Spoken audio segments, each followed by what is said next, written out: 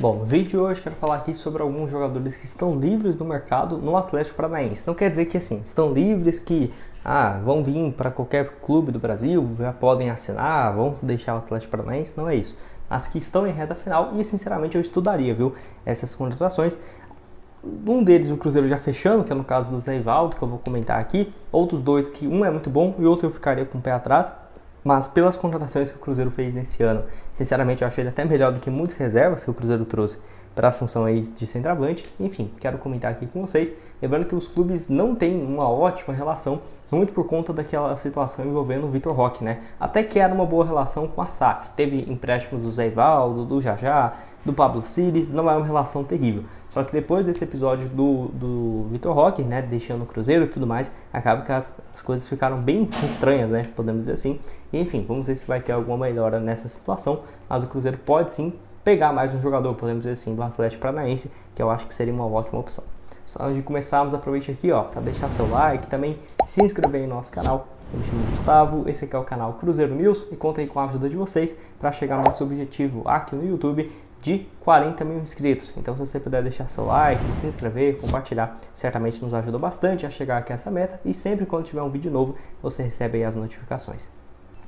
Bom, o primeiro aqui, obviamente, o Cruzeiro já fechou, que é no caso do Zé Ivaldo, tá? 26 anos de idade. Ele que nesse ano somou 35 partidas e 2 gols pelo Atlético Paranaense. Não joga desde o início do mês passado, de agosto, quando foi eliminado, então, o Atlético Paranaense pelo Bolívar na Libertadores. E meio que acabou ali o ano do Atlético, né? Que já estava numa posição boa no Brasileirão, não tinha mais a Copa do Brasil e nem agora a Libertadores. E o Zé Ivaldo, como já tinha esse pré-contrato já assinado com o Cruzeiro e o Atlético sabia desde julho, acaba que então ele não está mais treinando junto com os jogadores e tudo mais naquele, vamos colocar assim, né, no treino principal. Não, ele treina em separado, que era algo que já era de se imaginar. Inclusive o Zé Ivaldo colocou nas suas redes sociais, ele e a sua esposa, né, que estaria esperando mais um filho ou uma filha, né, para os próximos meses. E até o Samuel Venâncio comentou, né, lá no Twitter, perguntando se se nasceria em Belo Horizonte, e ele respondeu que claro e tudo mais. Então, confirmando que já está tudo certo, o Zé Ivaldo para chegar para o ano que vem. É aquela coisa, tem muita gente que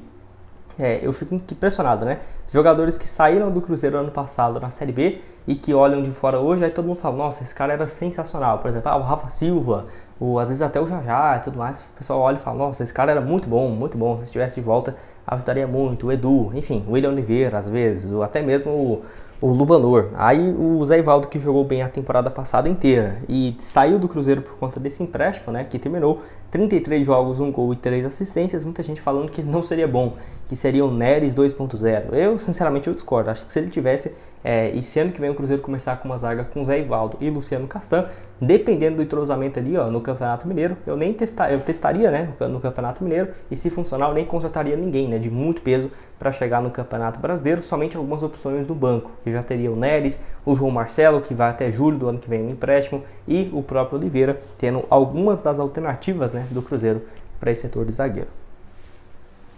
Antes de dar uma sequência aqui também, tem um recado da 188bet que te dá R$25 de saldo para você começar a apostar, vindo pelo meu link aqui embaixo na descrição, tá? Você pode vir aqui embaixo para pegar esses R$25 de saldo, apostar nesses próximos compromissos do Cruzeiro aí, ó, contra a equipe do Cuiabá no próximo dia 14. Nesse meio período tem vários jogos, por exemplo, do futebol europeu, nesse final de semana, jogos das eliminatórias, então eu recomendo você vir aqui embaixo no link que está no primeiro comentário fixado. Faz seu registro, clica lá no banner para pegar esses R$25 de saldo e faz um primeiro depósito. Por quê? Nesse primeiro depósito você vai ter 100% de bônus. Então, para você começar hoje mesmo, o link vai estar tanto aqui embaixo no primeiro comentário fixado para você clicar e começar na 188. Bom, que o único que eu acho que poderia ser uma ótima opção é o atacante Pablo, tá? Aquele mesmo que passou pelo São Paulo recentemente e tem um contrato se encerrando no final desse ano. Até fiquei surpreso depois que eu vi isso, porque ele chega no ano passado com o Atlético Paranaense e assina um contrato de duração. Chega no início de 2022, válido até o final de 2023, e nesse ano tem números até melhores do que no ano passado e ainda não teve essa sua renovação, pelo menos até não no momento que eu estou gravando esse vídeo, e ainda até o dia 31 de dezembro. Nessa atual temporada tem 44 jogos, 12 gols marcados e 4 assistências. Bons números, ano passado também com 46 partidas, 11 gols e 3 passes. Ele tem revezado até mesmo com alguns jogos entrando como reserva, tá? Não é um atacante que é reserva, só entra como no final do jogo, não é assim, mas em algumas partidas ele começa no banco, muito por conta do Vitor Roque viver um ótimo momento nessa função que ele fazia antes no Atlético Paranaense, que era só ele, jogando mais centralizado, também com o Canobi vivendo uma boa fase e até mesmo o Zapelli jogando de ponta direita. Acaba que o Pablo foi ficando um pouco menos com espaço, né? Mas se você for analisar os números dele, até mesmo no São Paulo, que muita gente fala que ele foi horrível, não foi péssimo assim não, viu? O Cruzeiro, se os atacantes horríveis fizessem 13 gols no ano, eu já estava bem feliz. Por exemplo, lá no primeiro ano dele no São Paulo foi baixo, né? 30 jogos, 7 gols, é quase os números do Gilberto. Aí, 2020, 53 partidas, 12 gols e 6 assistências. E 2021, o último ano dele no São Paulo, 38 jogos, 13 gols, depois daquele bom momento no Atlético Paranaense. 2018 mesmo, 51 partidas, 18 gols. 2016, 12 gols marcados também. Jogador que passou já pelo futebol japonês, pelo Figueirense, pelo Real Madrid B, né, pelo Castilha em 2014. Enfim, quero saber a sua opinião aqui embaixo. O que você acha do Pablo? Eu acho que seria muito boa a opção assim, de um jogador nessa função, jogando mais centralizado e que tem muita movimentação, sabe? O Cruzeiro mesmo recentemente, nos jogos contra o América e também tanto com o Zé Ricardo quanto com o Pepa, abrindo mão em algumas partidas de não ter um centroavante fixo, né? Que é aquela coisa, eu entendo, mas o Cruzeiro, na minha opinião, não tem muitos jogadores que poderiam fazer essa função. E o Pablo pode sim fazer muito bem, porque ele não joga só centralizado, ele é um cara que jogando centralizado já tem muita movimentação, mas pode também jogar ali como se fosse um ponta esquerda, um atacante pelo lado esquerdo, sabe? Não acho que seria uma opção ruim, mas a grande questão é, será que ele vai deixar o Atlético Paranaense? Eu sinceramente acho que não, porque já teve essa experiência dele deixar o clube indo para o São Paulo, onde apesar de não ter números terríveis pelo São Paulo, foi muito criticado, muito queimado. Acho que no cenários assim mais ideal ele deve seguir por lá, mesmo que para ser um 12º jogador, jogando algumas partidas como titular e outras saindo do banco de reservas. Bom, e o último que eu quero falar com vocês, esse que eu não acho a melhor opção do mundo, tá? Que é a respeito do Marcelo Cirino, jogador que tem aí então atualmente seus 31 anos de idade e voltou para o Furacão em 2021, em 2022, igual o Pablo, só que não teve um bom desempenho realmente, né? Ano passado 17 partidas e nesse ano 6 jogos. Nesse período ele deu uma assistência apenas no campeonato estadual dessa temporada, então não vem vivendo uma boa fase. Ele que foi importante em vários momentos do Atlético Paranaense, de 2010 a 2015, onde jogou a equipe, jogou muito bem, principalmente em 2012, 17 gols, 2013, 9 gols em 42 partidas, levou a equipe à final da Copa do Brasil. Também volta, né, passando aí pelo Flamengo, Internacional, Futebol dos Emirados, para o Furacão de 2018 a 2019, onde foram mais 72 partidas, 16 gols e 7 assistências, conquistando o título da Copa do Brasil. E ainda tem, no caso, essa questão no Atlético Paranaense ele ter feito aquele golaço na final da Copa do Brasil de 2019, né, contra o Internacional. Então viveu uma ótima fase. Aí deu 2020, ele foi para a China, ficou lá 16 partidas, 5 gols. 2021 até o início de 2022 no Bahia, onde jogou só em 2022 8 partidas e 2 gols, antes de chegar a um pouco mais de 1 ano e 2 meses ao Furacão, onde não realmente vem conseguindo jogar, tá? Números baixíssimos nessas últimas 2 temporadas.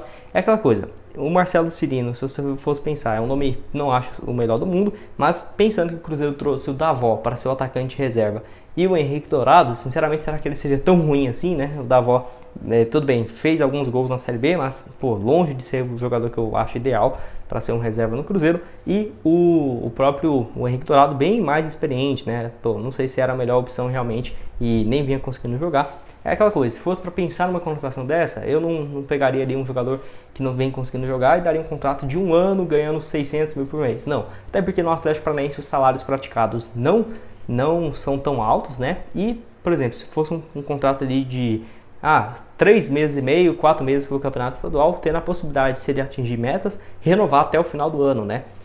Como fez, por exemplo, o William no Cruzeiro, o Rafael Bilu, que chega com um contrato curto, mas vai renovando porque vinha jogando com frequência. Eu acho que pode sim ser uma alternativa, não é que seria a minha principal escolha, acho que não.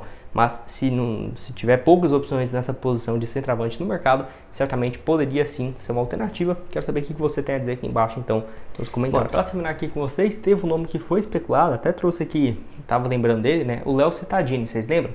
Que ele poderia ter vindo sim para o Cruzeiro no meio dessa temporada, que acabou não vindo por conta da relação ruim entre Cruzeiro e Atlético Paranaense, tá? Por quê? Ele tinha contrato só até o 31 de dezembro, só que ele acabou indo para o Bahia, onde até aqui tem apenas 5 participações pela equipe na temporada, que é um número bem baixo, né? Não tem conseguido jogar realmente pelo Bahia. Última partida no dia 14 de setembro, no empate na vitória por 4-2 contra o Curitiba, só que ele jogou apenas 5 minutos. Depois, no empate 1-1 em casa contra o Vasco, jogou como titular 61 minutos e entrou no segundo tempo contra o Botafogo, na derrota por 3-0 do Bahia, né? Então, realmente jogando bem pouco pela equipe, diferente do que era de se imaginar. E é aquela coisa, né? Se ele tem contrato até o dia 31 de dezembro de 2024 com a equipe do Bahia, quem sabe para o ano que vem, se ele não tiver espaço na equipe do Grupo City, pode vir a ser uma opção, mesmo não tendo, né? Nesse vídeo aqui eu trouxe algumas opções do Atlético Paranaense, mas o Léo Cittadini estava na equipe lá do Paraná até no mês de julho, né? Então se mudou recentemente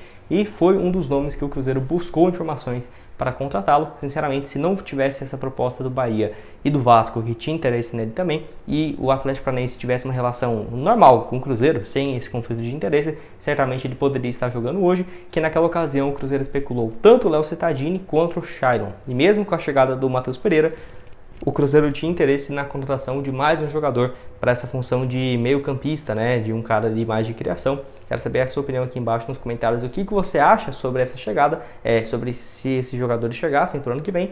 Diria ali que um Pablo e o Léo Cittadini não seriam tão ruins, apesar de que o Léo Cittadini eu fico com o pé atrás, viu? É um jogador que tem muitos jogos, mas não é de fazer muitos gols, e eu acho que é muito parecida a função dele com o Matheus Vital. Eu ficaria com receio, mas quero saber a sua opinião aqui embaixo. Quem vai estar aqui embaixo também, no primeiro comentário fixado, é o link da 188bet para você pegar aí os R$25 e começar. E também nos vemos aí numa próxima oportunidade.